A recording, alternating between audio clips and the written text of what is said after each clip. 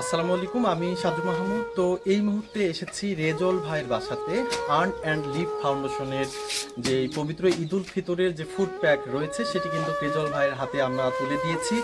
আসলে যারা সমাজের অনেক বিত্তবান মানুষরা রয়েছেন তারা কিন্তু পাশে দাঁড়ান না, কিন্তু দেখেন ঢাকার টাঙ্গাইল থেকে একটা স্বেচ্ছাসেবী ফাউন্ডেশন আর্ন অ্যান্ড লিভ অর্থাৎ প্রতিষ্ঠাতা পরিচালক ফরিদা ইয়াসমিন জেসি আপু কিন্তু রেজল ভাইয়ের পাশে দাঁড়িয়েছেন। আসলে তার কাছে আমি কৃতজ্ঞতা জ্ঞাপন করছি, তারকে অসংখ্য অসংখ্য ধন্যবাদ জানাচ্ছি।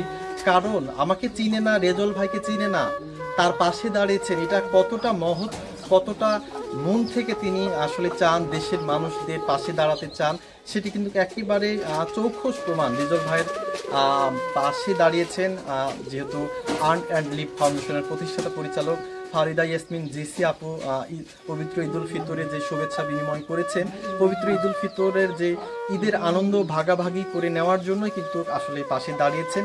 আমি আপুর জন্য ধন্যবাদ জানাচ্ছি, কৃতজ্ঞতা জ্ঞাপন করছিলাম। রেজল ভাই, আপনি কি এই ফুড প্যাকেজটি পেয়েছেন কি না? পেয়েছি। এবং এই প্রতিষ্ঠান সম্পর্কে বা একটু আপুকে যদি কিছু বলেন, একটু কাছে আসবেন। ফরিদা ইয়াসমিন জেসি আপুর নাম। হ্যাঁ, জেসি আপুকে ধন্যবাদ জানাই। ঈদ উপলক্ষে আমাদেরকে অনেক কিছু দিয়েছে, তাই জন্য জেসি আপুকে ধন্যবাদ। এবং আমাদের পরিবারের সবাই দোয়া তার বিষয়ে করবে। এবং